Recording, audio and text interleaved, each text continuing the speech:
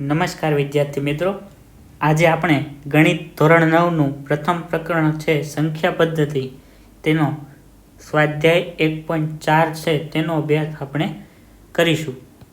સ્વાધ્યાય 1.4માં પહેલો દાખલો છે ક્રમિક વિપુલદર્શિતા પદ્ધતિની મદદથી સંખ્યા રેખા પર 3.765 દર્શાવો. તો વિદ્યાર્થી મિત્રો, સૌપ્રથમ આ દાખલાને સમજવા માટે આપણે એ પહેલાં જાણવું જરૂરી છે કે આ જે ક્રમિક વિપુલદર્શિતા પદ્ધતિ છે તે શું છે. કદાચ તમે થિયરીમાં શીખી ગયા હશો, પરંતુ અહીં સરળ રીતમાં તમને સમજાવવું તો વિપુલદર્શિતા એટલે વિપુલનો અર્થ શું થાય તો કે ઘણું બધું એટલે કે મોટું, અને દર્શિતા એટલે દર્શાવવું, અને તે પાછું ક્રમિક હોવું જોઈએ. એટલે ક્રમિક વિપુલદર્શિતા પદ્ધતિમાં એવું હોય કે કોઈ પણ સંખ્યા રેખા છે તેને આપણે ઝૂમ કરીને દર્શાવવાની. જેમ આપણે તમારો સ્માર્ટફોન હોય તેમાં આવી રીતે આપણે ઝૂમ કરી શકીએ અને બધું જોઈ શકીએ, તેવી રીતે આપણે અહીં સંખ્યા રેખાને ઝૂમ કરીને જે 3.765 છે તેને આપણે દર્શાવવાનું છે. તો ચાલો આપણે કેવી રીતે દર્શાવવાનું છે તે શીખીએ. સૌપ્રથમ આપણે એક સંખ્યા રેખા દોરીએ.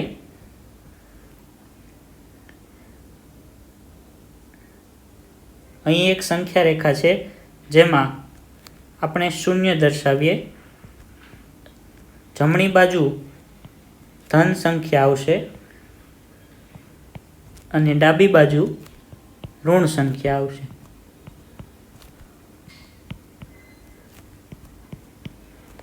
અહીં આપણે સંખ્યા રેખા દર્શાવી.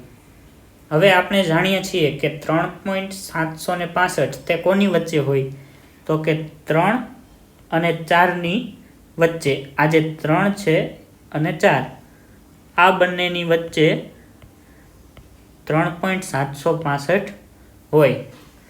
તો આ બંનેને આપણે રેફરન્સ તરીકે લઈને સંખ્યા રેખાને આપણે ઝૂમ કરીએ. એટલે કે 3 અને 4 વચ્ચે બીજા કયા કયા અંકો આવેલા હોય તો કે 3 અને 4 વચ્ચે અસંખ્ય વાસ્તવિક સંખ્યાઓ આવેલી છે. આથી આપણે તેને ઝૂમ કરીને દર્શાવવું હોય તો 3 અને 4 વચ્ચેની સંખ્યા રેખામાં શું આવે તે આપણે જોઈએ. આ સંખ્યા રેખા પર અહીં 3 અને અહીં 4, તો આની વચ્ચે શું આવશે તો કે 3.1, 3.2, 3.3, 3.4, 3.5, 3.6, 3.7, 3.8, 3.9 આટલી સંખ્યાઓ આવે. અહીં ઘણી બધી આવે, પરંતુ આપણે સરળતા માટે આ સંખ્યાઓ લીધી છે.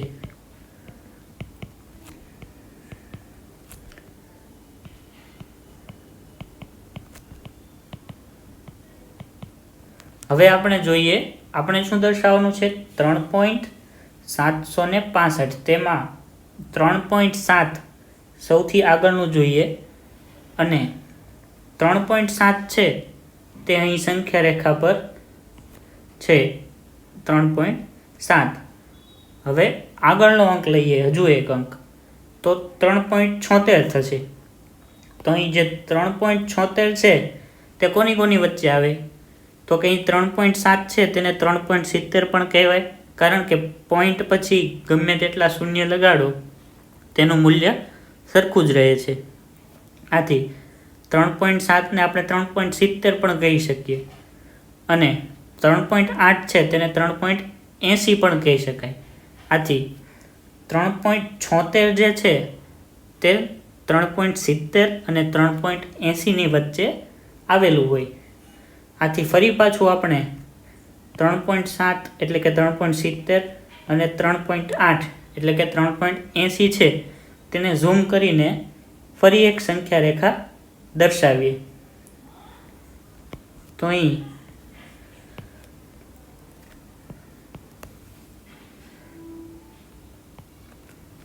3.7 એટલે કે 3.70 અને 3.80 તો આ બંનેની વચ્ચે કઈ કઈ સંખ્યાઓ આવેલી હોય? તો કે 3.71, 3.72, 3.73, 3.74, 3.75, 3.76, 3.77, 3.78, 3.79. તો અહીં આપણે લખી લઈએ.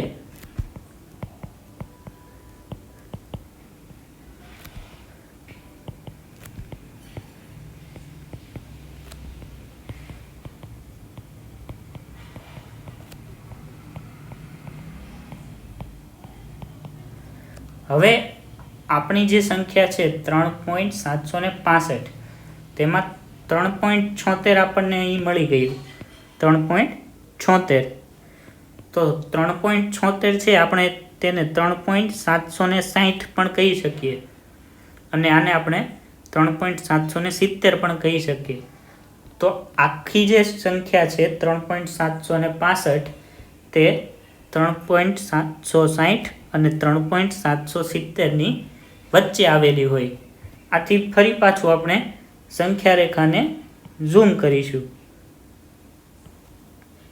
આ સંખ્યા રેખાને આપણે ઝૂમ કરીએ તો અહીં આવશે 3.760 અને અહીં આવશે 3.770. હવે વચ્ચેની સંખ્યા આપણે દર્શાવીએ 3.761, 62, 63, 64, 65, 66, 67, 68 અને 69. તો આ વચ્ચેની સંખ્યા છે તેમાં અહીં 3.761, 62, 63, 64 અને 65 છે તે અહીં આવશે 3.765. તો આ જે બિંદુ છે 3.765 તેને આપણે બિંદુ એ નામ આપીએ. તો આપેલ સંખ્યા રેખા છે તેમાં બિંદુ એ છે તે 3.765 દર્શાવે છે. તો આપણે લખી લઈએ, આપેલ સંખ્યા રેખામાં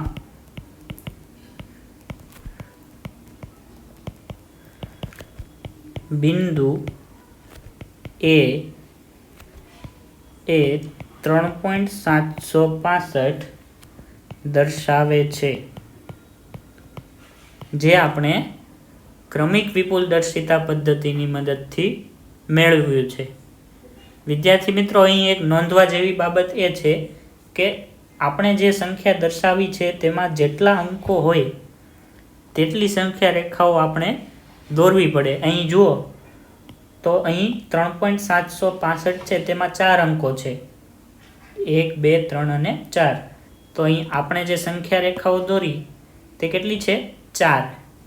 તો જેટલા અંકો હોય તેટલી સંખ્યા રેખાઓ દોરવાની થાય. તેના પરથી તમે તાળો મેળવી શકો કે તમે જે જવાબ લખ્યો તેમાં 4 સંખ્યા રેખાઓ થઈ છે કે નહીં તે ચકાસી લેવાનું. તો અહીં ચોથી સંખ્યા રેખામાં આપણે બિંદુ એ દર્શાવ્યું તે 3.765 છે. હવે આગળનો દાખલો જોઈએ. ફરી પાછો એવો જ દાખલો છે. ક્રમિક વિપુલદર્શિતા પદ્ધતિની મદદથી સંખ્યા રેખા પર 4.26 ને 4 દશાંશ સ્થળ સુધી દર્શાવો. તો વિદ્યાર્થી મિત્રો, અહીં 4 દશાંશ સ્થળ સુધી દર્શાવવાનું કીધું છે આપણને. હવે દશાંશ સ્થળ એટલે શું?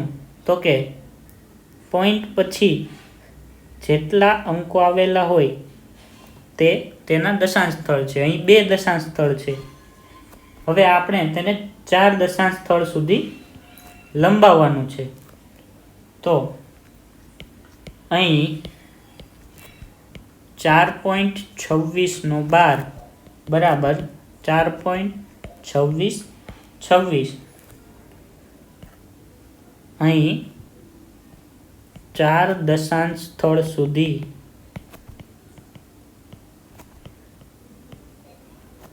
લંબાવતા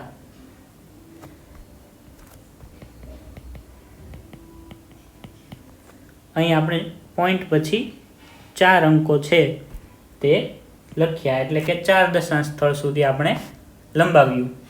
હવે આપણે આને સંખ્યા રેખા પર દર્શાવવાનું છે અને ક્રમિક વિપુલ દર્શિતા પદ્ધતિનો ઉપયોગ કરવાનો છે. તો ફરી પાછું આપણે ઉપરના દાખલામાં ગણ્યું તેવી રીતે એક સંખ્યા રેખા દોરીએ. અહીં પહેલાં કહી દઉં કે આપેલ જે રકમ છે તેમાં કેટલા અંકો છે? 1, 2, 3, 4 અને 5. આથી આપણો જે જવાબ આવશે તેમાં આપણે 5 સંખ્યા રેખાઓ દોરવાની થશે. તો ચાલો આપણે દોરીએ. સૌપ્રથમ એક સાદી સંખ્યા રેખા દોરીએ જેમાં વચ્ચે 0, ધન પૂર્ણાંક અને ઋણ પૂર્ણાંક.